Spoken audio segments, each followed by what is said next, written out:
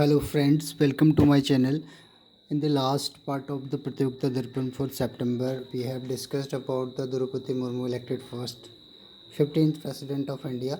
Then Prime Minister unveiled the emblem, national emblem on the roof of the new parliament. It's a new emblem. Then India achieves clean energy target on time. Modi inaugurates Bundelkhand Express. Then launching of the Donagri and River Hooghly. Then KCON, Kerala becomes only state to have its own internet services. Then Varanasi declared as first cultural and tourism capital of Shanghai Cooperation Organization. Kilo class submarine INS Sindhu Dhwaj decommissioned as Visakhapatnam. ISRO system. ISRO system for operational management establishes at ISRO Control Center, Bengaluru. Indian Antarctic Bill 2012 passes in lower house of the parliament. And finally Varuna, India's the first passenger drone. These were the national topic which I discussed in the previous video. So today I am going to discuss international news which are given in the Pratyogita Darpan. There are some appointments, prizes and memorable points, so you be with me in the video till the last. So in the international news, I am going to cover first the former Prime Minister of Japan Shinzo Abe assassinated by the local man. Then Finland and Sweden signed to join NATO. Ratification still remain. External Affairs Minister of India's visit to the Bali, which is in Indonesia. British Prime Minister Boris Johnson resigns as a party leadership. India achieved clean energy target before deadline. US Navy launched 28th edition of Rim of Pacific exercise. Joe Biden first visit of West Asia as US President. US and Israel signed joint pledges to deny Iran nuclear weaponry. US and Russian space agencies signed deal to share flight to International Space Station. Iran and Belarus as new member of the Shanghai Cooperation Organization. Russian president visits Iran and signs an energy deal. Ranil Wickremesinghe elected as the president of Sri Lanka. Russia and Ukraine sign grain export deal. Then Dinesh Gunawardene takes oath as the Sri Lankan Prime Minister. UAE to invest 2 billion USD American dollar to develop food park across the India. And the last is Sheikh Ahmed Al Shah elected as the new Prime Minister. These are the international news. First I will briefly talk about these news, then I will go ahead. So friends, first news is the former Japan Prime Minister Shinzo Abe assassinated in local. This is the former Prime Minister of the Japan, the longest serving leader. Prime minister Shinzo Abe diet 67 years में इनका death हो गया क्योंकि इनको गोली मार देगी shot while campaigning of A parliamentary election and man open fire. एक लोकल जो है पीछे से लोकल आदमी ने उन पर गोली मार दी और 67 ईयर्स ऑफ एज में उनका असैसिनेशन हो गया। It was the first assassination of a sitting or former Japanese premier since the days of pre war militarism in 1930। तो इससे पहले ऐसा हुआ नहीं था कि कोई सिटिंग या फिर फॉर्मर जो है प्रेसिडेंट प्राइम मिनिस्टर का असैसिनेशन वो हो। ये जो है सबसे लंबे सर्व किया था उन्होंने as a prime minister of India. और इन्हीं के टाइम पे देखो वर्ल्ड का थर्ड बिगेस्ट इकोनॉमी बना जापान। तो इन्होंने काफ़ी अच्छा योगदान दिया था अपने कंट्री के लिए। अब इसमें जो इंडिया के लिए इम्पोर्टेंट चीज़ है कि how they he was important for India. In September 2011 में इन्हें लेक्चर उन्होंने बोला था कि lecture of a Indian Council of World Affair में बोला था strong India is in the best interest of Japan and strong Japan is in the best interest of India. जिससे ये लगता है कि उनके विचार थे कि इंडिया जितना स्ट्रॉन्ग रहेगा वो जापान के लिए उतना बढ़िया है और जापान स्ट्रॉन्ग रहेगा तो that is good for India. तो two prime minister held bilateral regional and global issues also 2013 में टोक्यो में। तो दोनों देशों के प्राइम मिनिस्टर ने जो है इस पर ग्लोबल इश्यूज़ पर काफ़ी बात की और इनके बीच में सिक्योरिटी कोऑपरेशन के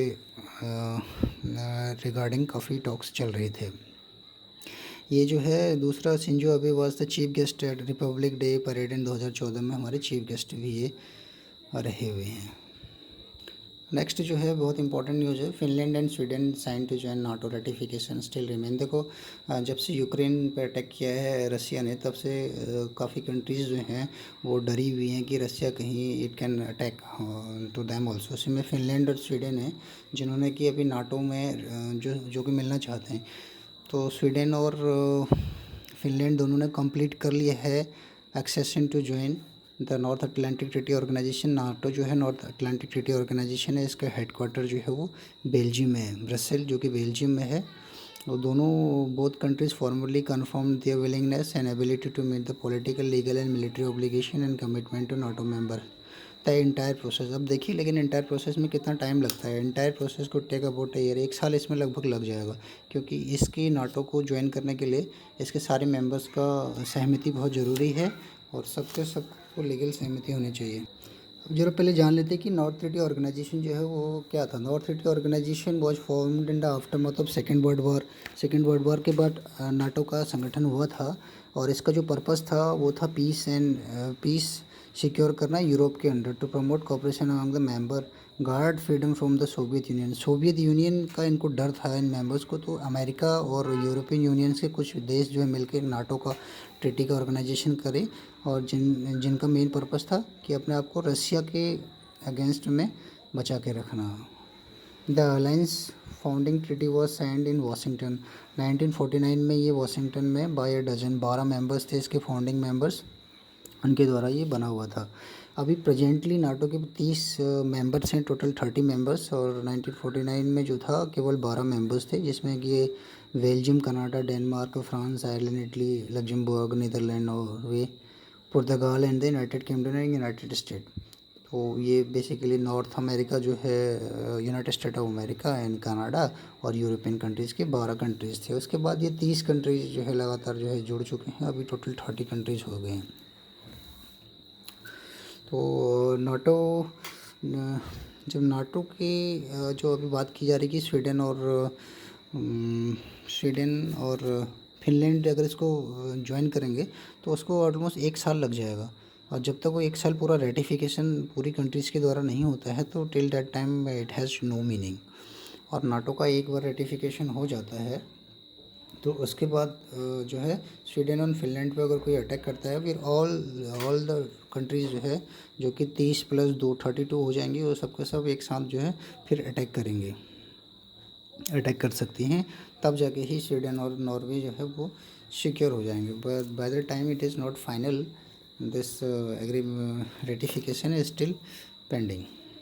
तो दोस्तों नए न्यूज़ की ओर चलते हैं, और वो मैंने लिया है आज external affair minister of India's visit to Bali. Indonesia में जो है इंडोनेशिया के बाली में एक G20 का मीटिंग हुई थी, जिसमें हमारे फॉरेन मिनिस्टर्स का ही मीटिंग था, जो कि 7 और 8 जुलाई 2 दिन के लिए हुआ था। Foreign external affair minister doctor S Jaishankar began 2 days visit to Bali in the G20 foreign ministers meeting. तो यहाँ पे ये गए, और ये जो होस्ट किया गया था, Republic of Indonesia hosted the meeting within the framework of Indonesia G20 presidency. G20 की प्रेसिडेंसी अभी इंडोनेशिया के पास में है। At the foreign ministers meeting participating foreign minister deliberated on the issue of strengthening bilateralism multilateralism on the current global challenge including food and energy and security. Food energy का काफ़ी जो है अभी क्राइसिस जो है देखने को मिल रहा है, जब से यूक्रेन वॉर, रशिया और यूक्रेन वॉर जो हुआ है, तो उससे के रिगार्डिंग में काफ़ी उन पर बातें हुई हैं। Also participated strengthen India's engagement G20 membership state. ये जो भी इंडिया के है एज ए ट्रोइका मेंबर है, as a incoming G20। Troika मतलब एक तरह का ऑब्जर्वेशन में ये कंट्रीज़ हैं, कुछ कंट्रीज जो परमानेंट मेंबर्स नहीं हैं। तो अभी जो प्रेसिडेंसी मिलने वाली है अगले साल के लिए G20 का प्रेसिडेंसी इंडिया के पास आने वाली है, तो उसके लिहाज से इंडिया में इसमें participation is very important, role of India is assumed.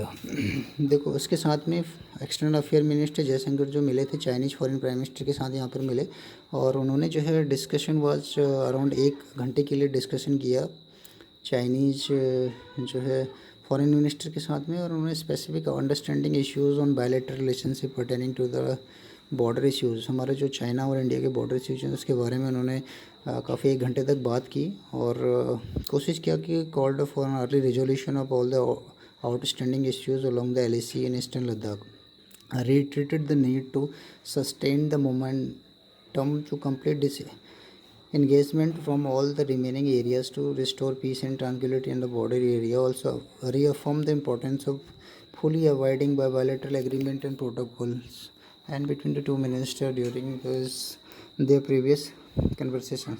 तो कंप्लीट डिसंगेजमेंट जो लद्दाख में है आफ्टर जो वहाँ पे स्टैंड ऑफ हो रहा है, उसके लिए उन्होंने चर्चा किया कि किस तरह से उसको आगे बढ़ाया जाए। फॉरेन मिनिस्टर यांग यी जो कि चाइना के फॉरेन मिनिस्टर ने appreciated India support during the China brick summit.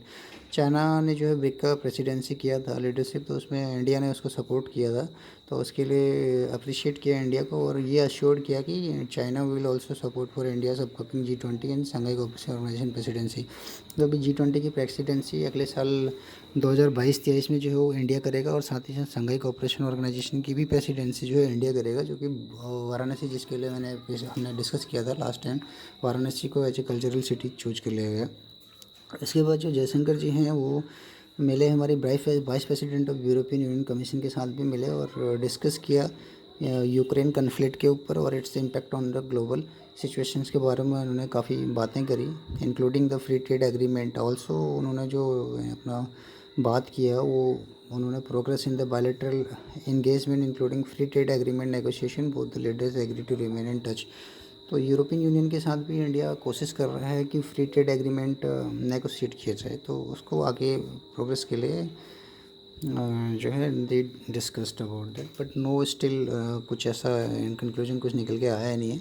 उसके बाद उन्होंने मीटिंग जो है south African prime minister finance minister से भी किया, नवेदी पंडल जो है उनके साथ भी किया है, तो ये इसमें कोई बहुत ख़ास चीज़ है नहीं। फिर minister also held brief meeting with the south African counter part on the sideline of G20 summit in Bali.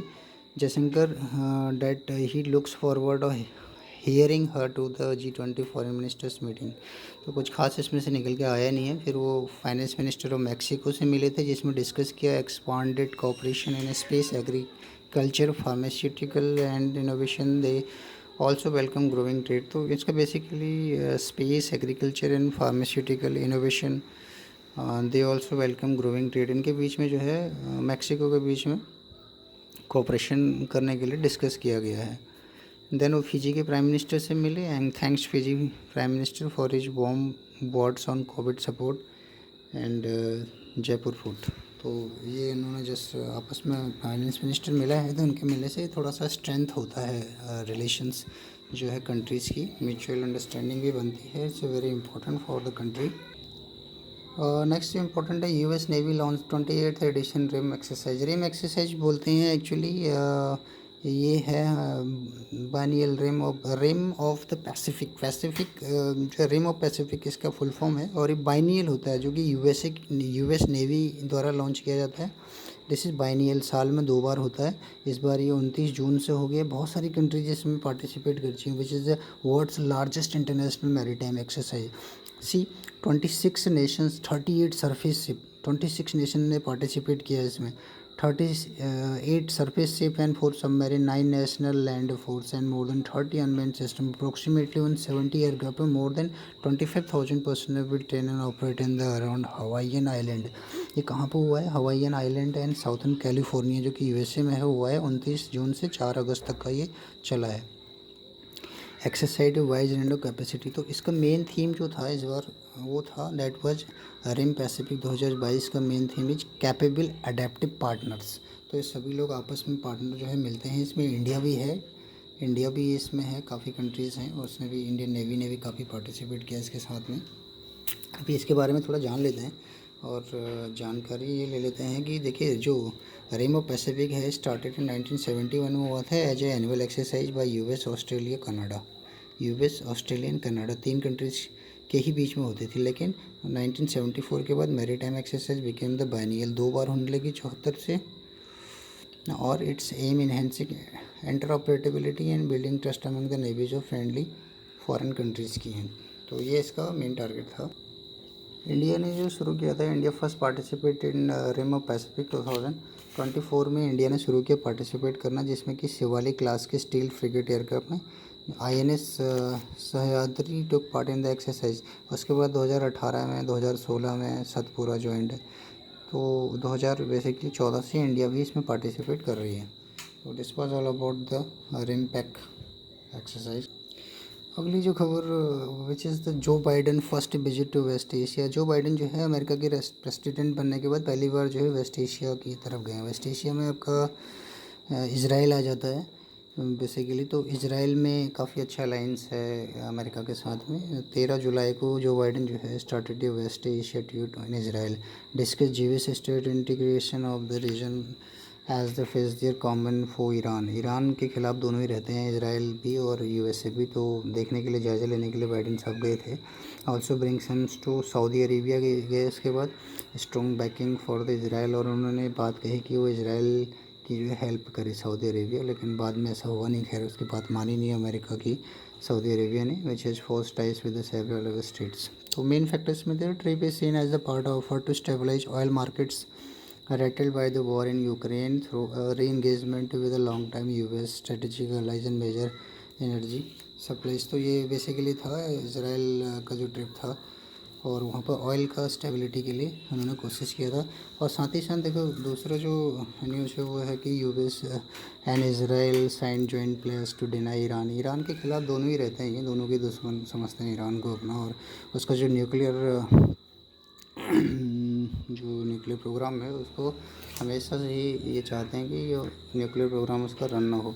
तो दोनों ने जो है जॉइंट साइन किया, प्लेस लिया कि वो इसके न्यूक्लियर वेपनरी को कभी भी जो है सपोर्ट नहीं करेंगे। तो दोनों का जॉइंट है, इसमें बहुत ज़्यादा मैंने कवर अप नहीं किया है। So important news. अगली जो बड़ी खबर निकल के आती है जो दिए गए प्रतियोगिता दर्पण में, that is very important. US and Russia space agency sign deal to share flights to ISS। ISS stands for International Space station.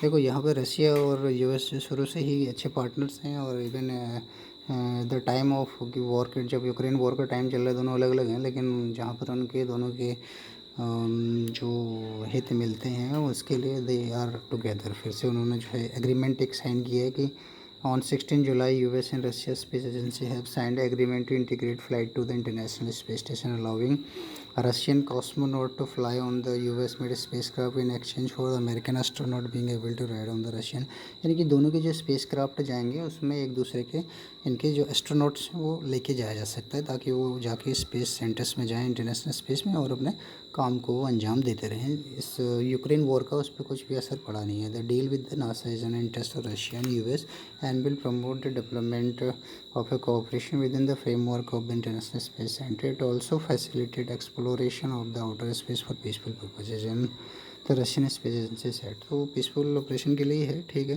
अभी कुछ इसमें जो इम्पोर्टेंट फैक्ट्स हैं, that is there are astronauts living on board and space station conducting experiment on the earth science, biotechnology, astronomy and gravity and meteorology, ये सब चीज़ें हैं। ISS station programme is collective project of 5 participating agencies, 5 participating agencies इसमें काम करते हैं, जिसमें NASA USA का, और रोस्कोसमोस रशिया का है, जाक्सा जापान का, ESA यूरोप का है, यूरोपियन स्पेस एजेंसी इसको बोल सकते हैं, और ये कनाडा का कनाडा स्पेस एजेंसी। ये 5 कंट्रीज़ की जो है इंटरनेशनल स्पेस स्टेशन में ऑलरेडी जो है सेटअप बना हुआ है। अभी देखिए चाइना इज ऑल्सो बिल्डिंग, यहाँ एक बड़ी इंपॉर्टेंट चीज़ है ये कि China is also building its own space station named Tiangong, meaning heavenly space. Its core module the Tianhe is launch in April 2021 में इसने लॉन्च ही किया है, वो भी बना रहा है अपना स्पेस। तो China is also not behind anyone, तो चाइना काफ़ी आगे बढ़ रहा है इस फील्ड में। अगली खबर है Iran and Belarus as the new member of Shanghai Cooperation Organisation. Iran और बेलारूस भी जो है संघाई कोऑपरेशन ऑर्गेनाइजेशन के जो है नए मेंबर बन चुके हैं, जो कि संघाई चाइना में जो है उसके नए मेंबर बन चुके हैं। देखिए friends, next news is Russian president visit to Iran and sign an energy deal. अभी रशिया जो है ईरान गया, इजराइल गया, और ईरान के खिलाफ जो है उन्होंने दोनों ने मिल के एग्रीमेंट साइन किया कि हम दोनों ने उसकी वेपनरी, जो एनर्जी वेपनरी हैं, उसको उसको जो है नहीं करने देंगे डेवलप। अब यहाँ पे देखिए रसिया जो है ईरान के साथ गया है और उन्होंने साइन किया एनर्जी डील किया। रसिया और अमेरिका के बीच में हमेशा चलता रहता है। तो यहाँ पे main focus of the visit was on further deepening the partnership between the Iran and Russia. तो ये रसिया सपोर्ट करता है ईरान को और जो है यूएसए उसके अगेंस्ट में सैंक्शन लगाता रहता है। In the late February senior Iran foreign minister official told in Tehran that Iran is opposed to any form of conflict in the case of Ukraine. Russia है जेन्यून सिक्योरिटी कंसर्न। तो ये Russia को support भी कर रहा है indirectly in Russia को Ukraine war पे बोलता है कि उनका जेन्यून अपना सिक्योरिटी है। इसमें कुछ की फैक्ट्स क्या हैं। Both Russia and Iran are now moving fast mobilising the fresh momentum in the relationship. बड़ी इनकी रिलेशन अच्छे तेज़ी से बढ़ रहे हैं। Russia's Gazprom and the national Iranian oil company sign memorandum for understanding worth $40 and deal involve joint offshore gas project, gas and oil product swap, completion of LNG project and building gas pipeline. तो Iran के पास भी जो company है इन दोनों company के बीच में अच्छा रिलेशन है। इसकी जो नेशनल ईरानियन ऑयल कंपनी है। दूसरा जो है Moscow is willing to learn from Tehran's decade long experience on how to circumvent Western sanction and potentially seek procurement of Iranian drones, which Tehran and its proxies have used against surprising success against the hydrocarbon infrastructure of Iran। तो इसमें जो है ये सीखना चाह रहा है। Russia भी इसको सपोर्ट करता है, बोलता है कि आपने जिस तरह से सैंक्शन लगने के बाद भी सर्वाइव कर रहे हैं और ख़ासतौर से अपना ड्रोन्स को डेवलप किया जा रहा है, उससे रशिया जो है वो काफ़ी सीखने की कोशिश कर रहा है। Even Russia is very strong country, still it is next to Iran and Russia already have a strategic partnership in place in Syria. Tehran, Moscow helped President Bashar al-Assad turn around the civil war to his favor in recent years, especially after the US unilaterally pulled itself out of 2015 Iran nuclear deal. Tehran sought to accelerate its cooperation with both Russia and China and what German political sentinel for the quarter। ये already इनका already pact है इस पर जो उसका strong और जाके कर रहा है। इन 2021 में Iran sign 25 year comprehensive strategic partnership agreement with China. China के साथ भी जो है इसका ईरान का एग्रीमेंट है। Russia and Iran had sign 10 years cooperation treaty and last year Iran had said it was an advance stage of discussion to clinch 20 year strategic partnership agreement with Russia. Next news is from the Sri Lankan Ranil Wickremesinghe elected as the president of Sri Lanka. तो रानिल विक्रमसिंघे जैसे कि काफ़ी चल रहा था श्रीलंका में कि change होनी है उनकी गवर्नमेंट, तो नया प्रेसिडेंट रानिल विक्रमसिंघे बन चुके हैं। After the Rajapaksa fled the country and resigned by email. इनके जो प्रेसिडेंट थे राजपक्सा वो भाग गए थे और ईमेल के थ्रू रेजिग्नेशन उन्होंने भेजा था। देखिए यहाँ पे देखते हैं कि जो हमारे रानिल विक्रमसिंघे इलेक्टेड हुए एज ए प्रेसिडेंट, वो 6 टाइम प्राइम मिनिस्टर, 6 बार जो है ना 6 बार प्राइम मिनिस्टर रह चुके हैं already. Ranil Singh was elected president of India. Already जो है उनके पास काफ़ी एक्सपीरियंस है as a prime minister. Sri Lanka के 6 बार रह चुके हैं। अभी इनको प्रेसिडेंट बना दिया है। जब इनके प्रेसिडेंट जो है चले गए थे, राजपक्सा रिजाइन कर दिया है, तो उसके बाद ये जो है इनको बनाया गया है president in the Sri Lanka. Normally elected by the public, responsibility falls in parliament only if the president become vacant before the term. Normally जो है पब्लिक के जो प्रेसिडेंट इससे इलेक्शन होता है उसके थ्रू होता है, पर अगर बीच में अगर छोड़ के जा रहे हैं तो फिर पार्लियामेंट उसको बना सकती है वैकेंसी को फुलफिल करने। This is for the first time in 44, जबकि श्रीलंकन पार्लियामेंट है डायरेक्टली इलेक्टेड प्रेसिडेंट। अदरवाइज हमेशा जो है कभी हुआ नहीं ऐसा, पूरा टर्म किया उन्होंने। अभी नेक्स्ट है Russia and Ukraine sign grain export. तो रशिया और यूक्रेन ने जो है एक जो है ना ग्रेन एक्सपोर्ट के लिए एक एग्रीमेंट साइन किया हुआ है। लेकिन जब से यूक्रेन वॉर का क्राइसिस चल रहा है तब से फूड का बहुत ही क्राइसिस हो गया है वर्ल्ड में पूरा। तो इसके लिए जुलाई 22 को in the presence of United Nation Secretary General Antonio Guterres जो है एंड टर्किश प्रेसिडेंट रैकी तैपी एर्डोगन के प्रेजेंस में यूक्रेन एंड रशिया ने साइन किया है grain export deal by Black Sea. Black Sea के पास में जो है एट इस्तांबुल पे वो इसका एक्सपोर्ट जो है करेंगे ग्रेन का, जिससे कि वर्ल्ड को थोड़ा राहत मिल जाए। Aimed at relieving the global food crisis ending months of negotiation and sending. एक महीने के आसपास इसको लगा नेगोशिएट होने में, और दे आर एग्रीड कि they will allow export to relieve the world, क्योंकि जो बिकॉज ऑफ दिस ग्रेन का जो है काफ़ी ज़्यादा स्पेशली वीट का प्राइस काफ़ी बढ़ गया और क्राइसिस पूरे वर्ल्ड में इसका चल रहा था। इसके बाद में जो है Dinesh Gunawardena takes order Sri Lankan prime minister. जैसे कि हमारा प्रेसिडेंट यहाँ बदल गए हैं, श्रीलंका के प्रेसिडेंट चेंज हो गए, तो ये उनका चॉइस था कि दिनेश गुनावर्धने जो है वो हमारे नेक्स्ट प्राइम मिनिस्टर हों। दिनेश तो he was sworn as the prime minister of Sri Lanka by the president Ranil Wickremesinghe, और ये कंटिन्यू करेंगे इसको आगे। चॉइस है वहाँ के प्रेसिडेंट की। अभी next from the concern of India, United Arab Emirates to invest 2 billion USD to develop food park across the India. ये इंडिया के लिए काफ़ी अच्छा है डेवलपमेंट के लिए।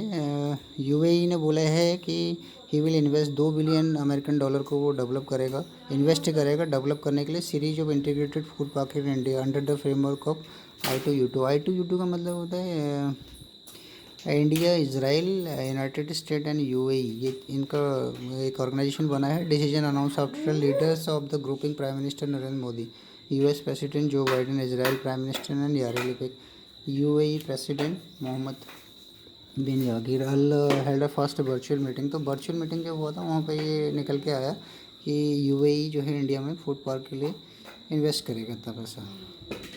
अभी थोड़ा ब्रीफली देख लेते हैं कि फूड पार्क क्या होते हैं। फूड पार्क जो होता है, the scheme of mega food park aims at providing mechanism to link agricultural production to the market by bringing together farmers, processors and retailers so as to ensure maximizing the value addition, minimizing wastage, increasing farmers income and creating employment opportunities, particularly in the rural sector.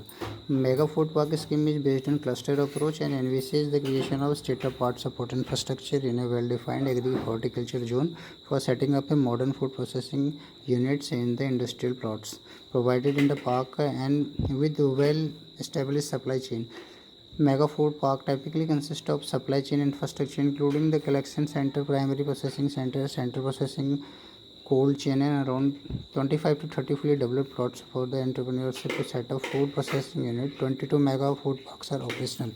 तो India mainly इसका जो scheme रहती है वो ये रहती है कि जो हमारा एग्रीकल्चर जो है प्रोडक्शन बढ़ाई जाए, उसकी एक प्लांट वे में प्रोडक्शन होता है और उनको प्रोसेसिंग और मार्केटिंग के लिए काफ़ी अच्छे अपॉर्चुनिटीज़ मिलते हैं, अच्छे प्राइस पे बिक जाएं और उनका मॉडर्न टेक्नोलॉजी का यूज हो। ये सब जो है फूड पार्क के अंदर होता है।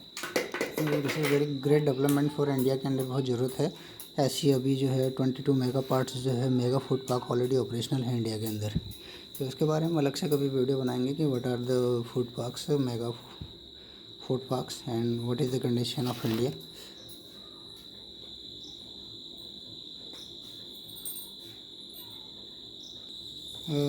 फ्रेंड्स एक न्यूज़ यहाँ पर पहले नेशनल में जो था वो कवर अप कर रखा है, Varuna India's first passenger drone. तो वरुणा जो है ये हमारे Narendra Modi prime minister of India इन्होंने बताया कि first passenger drone at Ambedkar International Centre New Delhi में, यहाँ पर Ambedkar International Centre New Delhi में Narendra Modi asserted that the current government has ensured last mile. तो इन्होंने ये तो अपने गवर्नमेंट की तारीफ कर रहे हैं, लेकिन उन्होंने बताया कि ड्रोन हमने जो एक पैसेंजर ड्रोन बना दिया जिसका नाम है वरुणा, और इसके जो फीचर्स हैं वो हैं Varuna drone has been designed and developed by the startup and has capacity to carry 1 person inside. एक आदमी को ले जा सकता है, और साथ ही साथ में पेलोड की अगर बात करें तो 130 किलोग्राम का पेलोड ले जाया जा सकता है और 25 किलोमीटर की रेंज तक जा सकता है। 25 to 33 मिनट ऑफ फ्लाइट, इतना टाइम इसको लगेगा। This a great achievement for India. Friend this was about the international news. आगे हम जो है कुछ अपॉइंटमेंट्स, प्राइजेस, आर्टिकल्स ये सब डिस्कस करेंगे। इसके लिए आप थोड़ा इंतज़ार करिए मेरी नेक्स्ट वीडियो के लिए। अभी already this video has been very long, काफ़ी लंबी हो चुकी है। टिल दैट टाइम अगर आपको ठीक लगा तो आप लाइक कर सकते हैं, और अगर कुछ सजेशन हो तो I will always welcome for that. Thank you very much for giving your important time.